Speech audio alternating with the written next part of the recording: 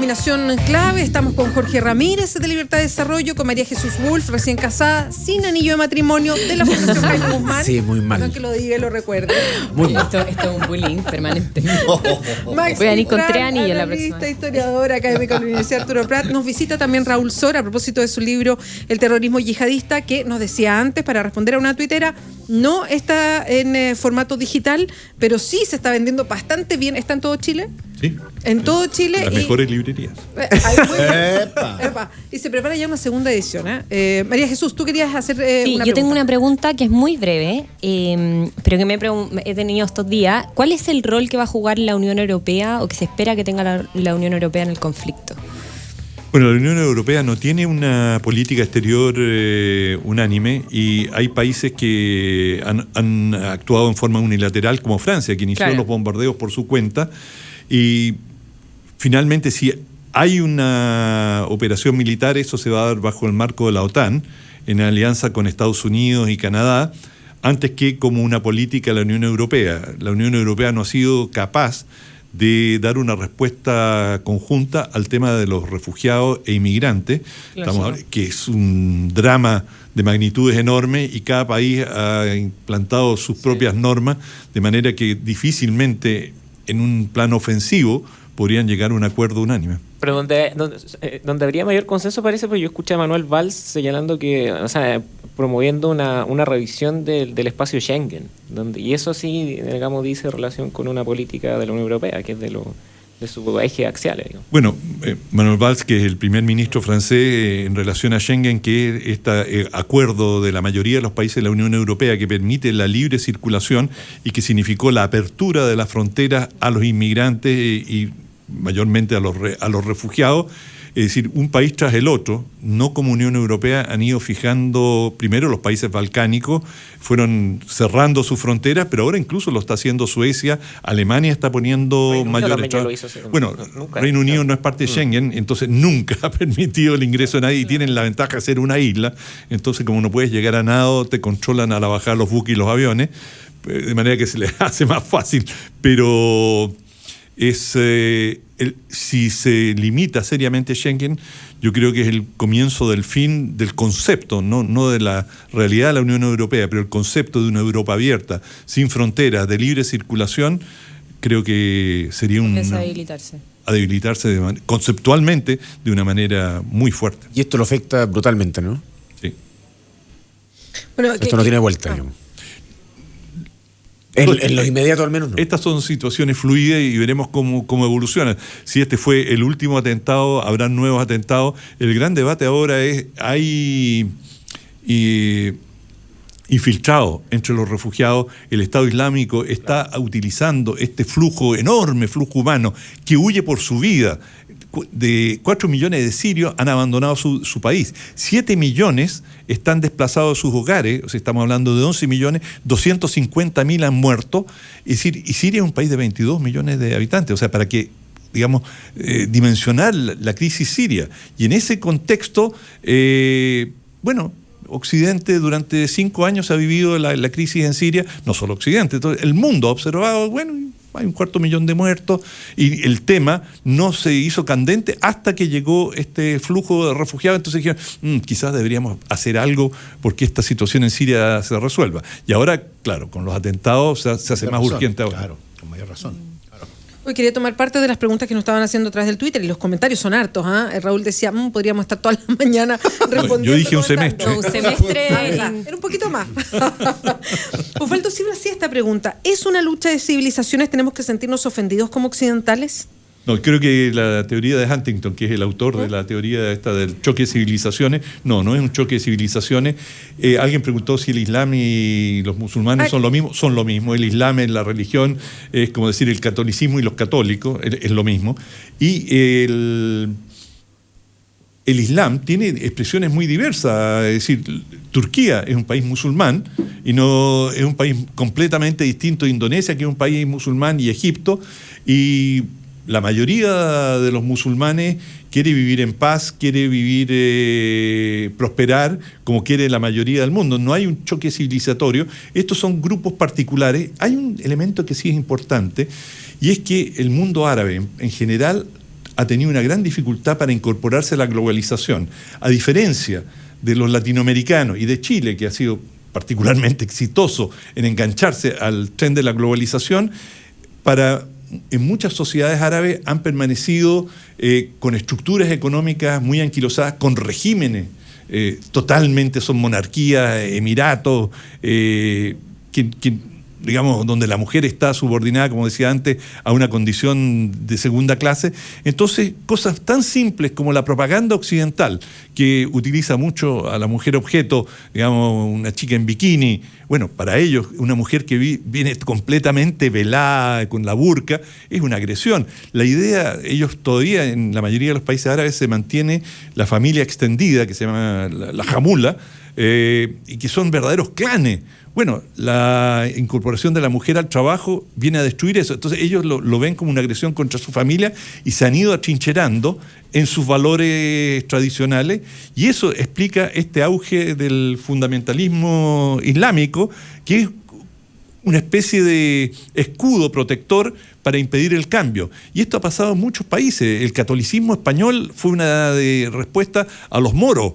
El catolicismo en Polonia era una respuesta al hegemonismo ortodoxo ruso. Es decir, y hoy día el Estado Islámico aparece como el gran defensor de los valores tradicionales. Por lo tanto, entender al Estado Islámico como una banda de bárbaros primitivos es un error. Es un fenómeno cultural profundo que responde a necesidades, y por eso tiene grados de adhesión en algunos sectores de esas sociedades. Es decir, hay que tomarlo como un fenómeno serio, que no se va a evaporar de un minuto al otro.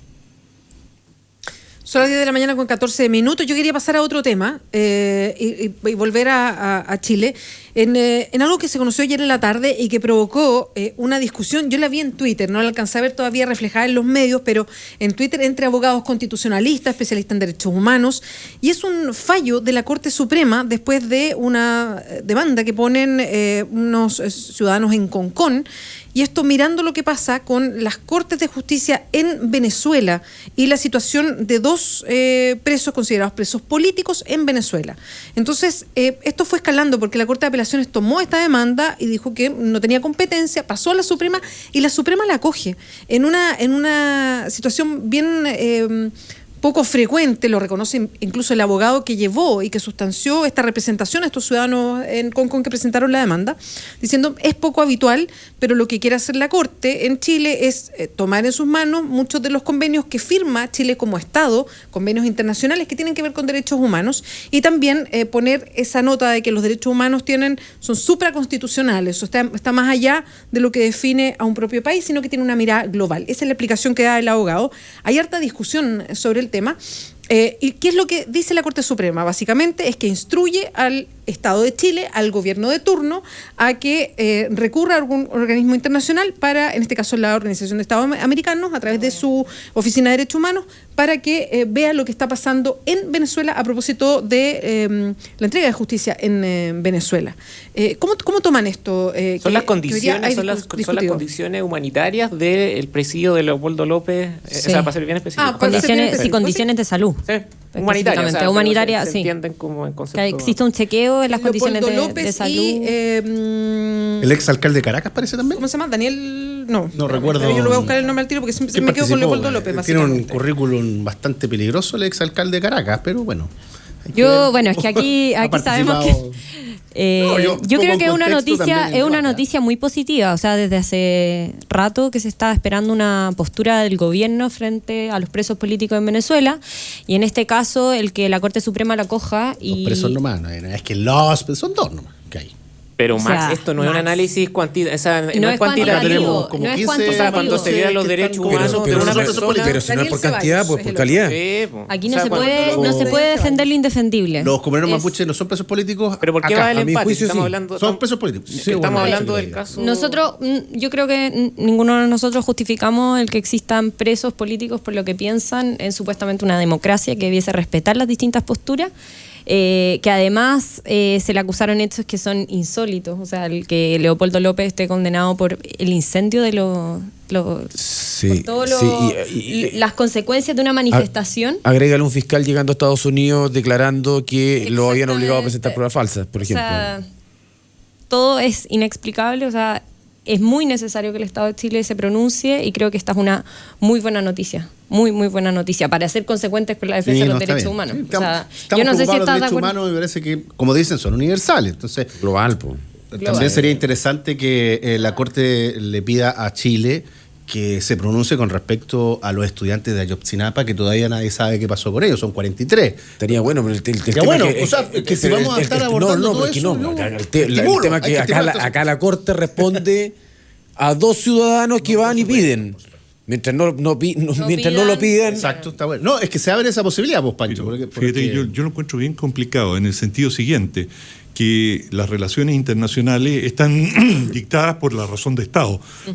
Y en ese sentido hay mucho, por ejemplo, si alguien exigiera que el Estado de Chile se pronuncie o haya una corte internacional para resolver la situación de los presos en Guantánamo, que están hace 14 años allí y que hay cuestionamientos sobre sus condiciones físicas de detención, algunos, digamos, sabemos que fueron torturados, en fin. Claro. Y se presentara eso. Bueno, ¿qué significa para Chile, para el Estado de Chile, tener que presentar una demanda? O por presos políticos en China, cuando esos 2 países son nuestros principales socios comerciales. Y todo el mundo hace la vista gorda con los derechos humanos en China. Y, digamos, tiene relaciones de Estado. Y compra productos chinos. Y exporta. Digamos, nosotros vivimos nuestro cobre.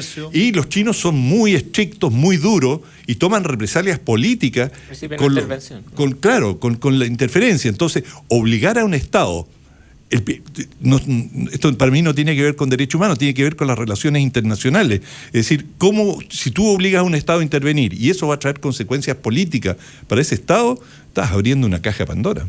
Bueno, ayer me tocó entrevistar justo a la directora del Instituto Nacional de Derechos Humanos, a Lorena Fries, y conversamos sobre este tema, y ella tomaba algo de eso. Primero decía que, a juicio de ella personalmente, en Venezuela se violan los derechos humanos. Entonces decía, yo quiero despejar eso primero para después opinar. Y decía que había algunos aspectos de la decisión de la Corte Suprema que a ella le llamaban la atención, porque habitualmente, y justo ocupó esa misma expresión, para no abrir una caja de Pandora, porque daba efectivamente ejemplos de lo que puede significar una decisión como esta, habitualmente cuando pasa en delitos que son considerados más globales. Como por ejemplo genocidio, estamos hablando de una cosa mayor o una limpieza étnica, o sea, estamos hablando de ese tipo de situaciones donde un Estado se mete, y ponía el ejemplo de Pinochet cuando estuvo detenido en Londres a propósito de un requerimiento de un juez español, ponía esa figura. Eso no le hacía un poco de ruido respecto a la decisión de la Corte Suprema. Pero en Venezuela hay una acción deliberada por parte del Estado, en el fondo, de reprimir a la oposición, de no tolerar el pluralismo político, en condiciones donde la democracia está súper cuestionada porque no hay división de poderes. Por ejemplo, en Chile, y eso yo quería resaltarlo del gobierno, por ejemplo, que en el fondo el gobierno acata que en el marco de un Estado de Derecho la Corte Suprema establece un fallo y en el fondo el gobierno lo acata. O sea, sí, yo estoy solamente poniendo el punto de vista que tiene alguien especializado en derechos humanos, y ella lo señala como para decir, para que no se entienda mal lo que voy a decir, yo creo que sí se violan los derechos humanos en Venezuela, pero ponía esa salvedad respecto, porque además la Corte Suprema no oficia por una situación general de Venezuela, sino que oficia en estos 2 casos específicos. Entonces, ella decía, bueno, aquí se abre como una caja que se podría requerir por situaciones bien delicadas o complejas, y habitualmente se hace en un marco mayor, más global. Por otro lado, decía que había algo interesante en el fallo, porque si la Corte Suprema va a tomar ese tipo de decisiones apelando a que la Corte Suprema es parte del Estado y es una forma de acatar lo que Chile firma en convenios internacionales en materia de derechos humanos, ella decía, bueno, nos instala a Chile como en un estatus superior de defensa de los derechos humanos, que en primera instancia le parecía que era muy bueno. Y también coincidía en que esta decisión de la Corte Suprema es un raspacacho a las autoridades chilenas. Es como decirle, oiga, usted no se ha preocupado, yo le ordeno que se preocupe. Claro, esa es la señal. Esa es la señal directamente. Entonces ella también se cuestionaba, decía, porque hoy día los estados, y es lo que pasa con Venezuela, hoy día vemos a los expresidentes de varios países que llevan una crítica muy dura a lo que pasa en Venezuela, pero no los gobernantes, precisamente porque en Venezuela se eligió a Nicolás Maduro, entonces nadie quiere meterse en lo que pasa en otro país, son súper cuidadosos. Entonces Lorena Frías decía, bueno, ¿hasta dónde se puede ser cuidadoso respecto a lo que pasa en otro país? Y lo planteaba como un interrogante y ponía esos temas como en el debate, que me pareció interesante. Sí, no, pero efectivamente, si lo analizamos desde el punto de vista de las relaciones internacionales, como dice Raúl, nos podemos encontrar en una situación que efectivamente todos los estados podrían, o las cortes de los estados, los ciudadanos, podrían pedir que sus propios estados también vayan interviniendo en alguna política puntual que ellos consideren que se están violando los derechos humanos. En el caso de Venezuela, bueno, no sé, Raúl, me parece que tú fuiste veedor de las elecciones. Raúl tiene una visión clarita, ha estado allá, perfectamente podría profundizar en ese sentido. Ahora, se podría analizar en qué condición está López, claramente. O sea, muchos lo han cuestionado efectivamente. Pero, no sé, yo encuentro un poco extraña la decisión de la Corte Suprema porque se abre la posibilidad de que cualquier otro individuo de otro estado podría solicitarle a su país que nos lleve a un organismo multilateral como es la OEA. ¿Y no se puede?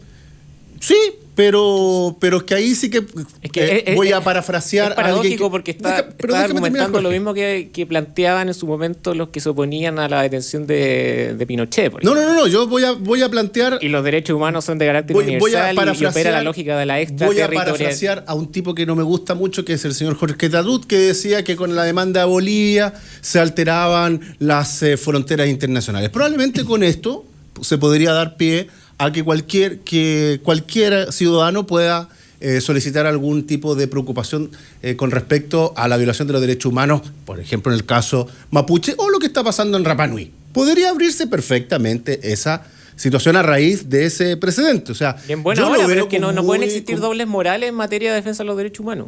O sea... Estoy de acuerdo, pero claro, que... la Corte Suprema del organismo moral, absolutamente. O sea, y yo lo decía, frente a China hay una moral del mundo y frente a otros países hay otra. Sí, pues, o sea, con esa lógica, entonces tu sector, claro, Jorge, dice que en la Araucanía hay terrorismo. Pero por lo mismo creo yo que es, o sea... Probablemente podríamos decir que también hay una sistemática hostigación por parte del Estado de las demandas mapuche. Entonces podría abrirse perfectamente... La Corte Interamericana de Derechos Humanos en innumerables ocasiones se ha pronunciado respecto a cuestiones del pueblo mapuche, por ejemplo. Apelando al mismo principio del carácter universal de los derechos humanos. Exacto. Entonces acá es el mismo estándar. Pero siguen presos los comuneros, pues.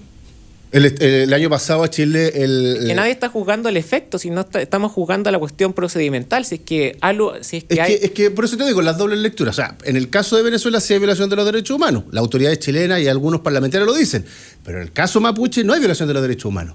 Entonces, insisto, yo no tengo ningún problema en que se persiga el bien común de la sociedad y que se respeten y se defiendan los derechos humanos. Pero seamos consecuentes, po. O sea, lo que pasa en México, lo que está pasando en China, lo que hizo China con Hong Kong, nadie dijo nada. Se guarda un silencio absoluto, pero en el caso venezolano, no sé. Ahora, el ministro del Interior dice que hay que respetar también con respecto al tema del tribunal, que hay que respetar el fallo del tribunal. En Chile hay Estado de Derecho y hay división de poderes, cosa que no pasa en Venezuela. Pero todavía estamos esperando que Luxi respete el fallo de la Corte Suprema con respecto a sus mineras, no lo ha respetado. Entonces, entendiéndose también que Luxi financió el gobierno. Sí, son cosas muy distintas. No, pero si estamos pidiendo que los tribunales respeten los fallos... No, está enredando la discusión. Yo estoy poniendo en su justa medida. Pero Luxich, si bien es cierto, tiene representante en el gobierno, no es el gobierno, digamos. Pero nadie le ha presionado para que cumpla. A veces es el gobierno, pero no lo, o lo financió en gran parte, pero no lo es. El gobierno tiene que responder a la demanda de la Corte nomás. Sí, porque de partida también acá hay una crítica, o sea, como consecuencia de este acto, vamos a ver cómo reacciona la OEA, pero la OEA está reaccionando, hay un matiz desde que José Miguel Insulza deja la OEA. La OEA se acaba de pronunciar respecto de la inexistencia de condiciones para la realización de las elecciones parlamentarias en Venezuela en el mes de diciembre. UNASUR, Brasil acaba de bajarse de la misión electoral de UNASUR en el fondo para supervigilar las elecciones en Venezuela. Entonces hemos visto que la OEA, en el fondo, porque acá José Miguel Insulza nunca se pronunció respecto a la cuestión, y apelando al mismo argumento del principio de no intervención entre los estados, digamos, que en el fondo no existe un ente supranacional que sea capaz de en el fondo inmiscuirse en la toma de decisiones internas de un país o en su política doméstica. Ahora, siempre está el matiz de los derechos humanos, y por eso yo hablaba del tema de Pinochet, porque en el fondo la argumentación de Max es precisamente la argumentación que se da desde el bando contrario. Es decir, no, a mí ¿sabes qué me queda dando vuelta después de mirar toda la discusión de ayer con lo que pasó con la Corte Suprema? Es la poca... cómo no somos permeables todavía al tema global de los derechos humanos. Y se ocupa de bando y bando. O sea, me parece súper bien que nos preocupemos de lo que pasa en Venezuela, pero nos podríamos preocupar también de lo que pasa acá adentro. Entonces, yo veía ayer a mucha gente rasgando vestiduras, que vi en la Corte Suprema por lo de Venezuela. Perfecto, yo no tengo ni un problema. Pero ayer, conversando con la misma directora del Instituto de Derechos Humanos, hay 26 denuncias por tortura en Chile, dentro de Chile, en democracia, en cárceles, en calabozos de carabineros, en calabozos de la Policía de Investigaciones, y hay varios condenados ya por casos de tortura, y no vemos y yo no veo que se rasgue vestiduras y que también se hable por lo que está pasando en las cárceles chilenas hace tantos años. Entonces, a mí eso me encuentro que es tan duro, que los derechos humanos tenga toda la variable económica. Entonces hay derechos humanos que sí, hay derechos humanos que no, política, entonces hay derechos humanos que se violan acá, pero no en otro lado, o los otros me dan lo mismo y me focalizo ahí. No hay una mirada global, somos todavía... Hay una justificación de la violencia, en el fondo impermeables pero ojo con eso, porque por ejemplo cuando Chile había violación sistemática de los derechos humanos durante el régimen militar, digamos, cuando se recibía apoyo en términos de solidaridad internacional de países, por ejemplo, como Estados Unidos, la misma Unión Europea, que yo supongo que Max considera que Estados Unidos y algunos países de la Unión Europea sí violan los derechos humanos. Pero nosotros los recibíamos de la mejor manera, se recibían. Entonces, siempre se va a generar esa ambivalencia. O sea, yo no creo que un país tenga que tener en el fondo o tenga que tener un historial completamente ausente de, digamos, episodios o prácticas de violación de los derechos humanos para poder pronunciarse. O sea, la hipocresía en el sistema internacional siempre ha estado presente. No, pero a mí me gustaría que no. O sea, me gustaría que la discusión fuera mucho más de frente, más derecha, más transparente en el fondo y que sea equilibrado, porque yo insisto, yo no estoy en contra de que se investigue todo, pero seamos serios, o sea, con algunos sí, con otros no. O sea, Chile tiene un tratado de libre comercio con México muy bien, que funciona espléndido, que tiene buenas reuniones con Enrique Peña Nieto, que está absolutamente cuestionado, con informes internacionales de violación sistemática de los derechos humanos, y aquí no se ha visto nada. Entonces, insisto, si vamos a cuestionar el tema de los derechos humanos, hagámoslo para todos, efectivamente, que lo están violando actualmente. Bueno, pero hay matices, porque por ejemplo en el caso de Venezuela es porque es miembro de la OEA, porque hay una cláusula democrática, sí, de partida en Chile no hay democracia. La cláusula democrática firmada por todos los países en el 90, ojo, la cláusula democrática, pero si estamos apelando a la cláusula democrática, que fue firmada por los países en los 90, efectivamente debería operar en relaciones internacionales, y no está ocurriendo. O sea, solamente para algunos países que, desde el punto de vista de Chile, son ideológicamente distintos. Y el caso venezolano es notorio. Entonces, insisto, si vamos a preocuparnos de los derechos humanos, preocupémonos de todos los derechos humanos. Yo no tengo ningún problema que se investigue la situación en Venezuela, pero también los venezolanos tienen la voluntad popular cada cierto tiempo a la hora de la votación. Vamos a ver cómo va a votar la gente. Ahora se amenazó con... Humildemente, perdón, el tema acá no es si tú o yo tenemos problema en que se investigue o no, es si el gobierno acata o no acata. No, sí lo dijo el canciller, dice Chile acatará el fallo por Leopoldo López, pero no fue decisión del Ejecutivo. Hay un senador que está llamando a no acatar el fallo. Es Navarro. Ayer decía que se apresuraba el Estado de Chile a acatar una... Dijo, y el canciller lo acaba de decir hoy día en la mañana. Dice, el ministro aseguró que la resolución entregada, estoy leyendo la tercera, entregada ayer por el máximo tribunal de justicia chileno era autónoma, por lo que no le compete al gobierno chileno comentarlo, pero ya dijo que acatarán el fallo. Me gustaría que Max condenara también la doble moral del senador Navarro en materia de derechos humanos. Bueno, yo no soy quien para criticar a señor Navarro. Acá de cuestionar a las potencias, acá de cuestionar a muchas... medio mundo. Claro. Sí, él tomará su decisión, pero efectivamente... habrá que revisar si él lo que señala que es anticonstitucional, no lo sé. Es curioso porque algunos quieren cambiar la Constitución y ahora están apelando a la Constitución que critican para argumentar en favor o en contra. Pero me parece que, el senador Navarro tendrá que responder sus dichos. A mí me parece que si ya se va a investigar todo, que se investigue. Yo no, en ese sentido no me pierdo. Si hay violación de los derechos humanos, como dice el señor González, que apoya el expresidente español, ¿cierto? que tiene una mirada muy Max, defensiva de Rights Franco. Watch. O sea, acá son todos los organismos internacionales, hay un consenso de que en Venezuela se violan los derechos humanos. Todos son los organismos internacionales. ¿Cuáles son todos? Human Rights Watch, que digamos es Human Rights Watch, yo lo he escuchado lo mismo. Sí, Sí, que estuve el otro día. sí. Vivanco. Vivanco Sí. acá. Y no va a decir que Vivanco es una persona de ultraderecha. No lo sé. Ahora, es bien curioso porque ahora Jorge Ramírez citando a Human Rights Watch, Magistral poniendo en cuestión a Human Rights Watch, ahí Esto es algo me cambiaron interesante. del mapa, algo me cambiaron del mapa. 10:33, vamos a hacer una pausa, estás en combinación clave. Francia advierte del riesgo de armas químicas y bacteriológicas en posibles nuevos ataques. Si eso no es sembrar miedo, no sé qué podría ser, lo dijo el ministro del Interior francés. Vamos a hablar sobre eso también, hacemos una pausa y volvemos. Analistas somos todos, pero cuando nos juntamos es una combinación clave. Volvemos en minutos.